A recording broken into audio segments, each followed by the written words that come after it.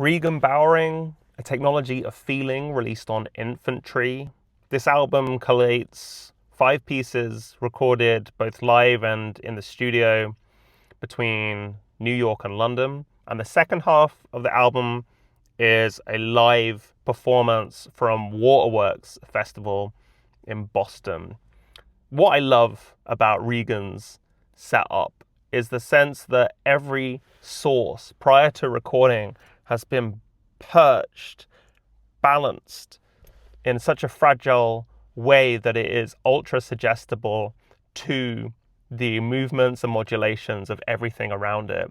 And there's the sense that if you tried to follow back any individual sound on this record, you'd end up in a paradoxical knot of causation. It's not clear what's causing what, and what you end up with is this strange aggregate of drums and hums and little inflections of space and acoustic detail, everything mushed in a way that refuses to make clear its delineations.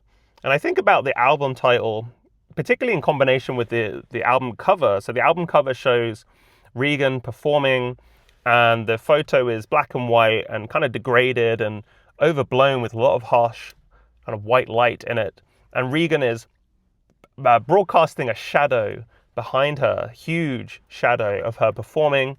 And this feels like the sonic equivalent, this record. It is a projection of feelings that defy easy articulation, those sloshes of inner sentiment that won't separate themselves into their constituent parts. There are some moments on the album that suddenly make clear the sheer interconnectedness of Regan's setup. There's a moment during the live show where a feedback tone arches up into the air and suddenly consumes the whole space, and then it stops abruptly with what sounds like a scrape of a cymbal, and it's really unclear what has caused what there. Sometimes it feels like that Regan's drums are rousing in vigor in response to the feedback escalating in volume. Other times it feels like that the feedback is rousing in vigor because of Regan's drum playing. You're never given a clear direction of causation until the very end of the album. Regan finishes performing and there's an applause. And that's the only time where you hear a cause and effect in a linear fashion.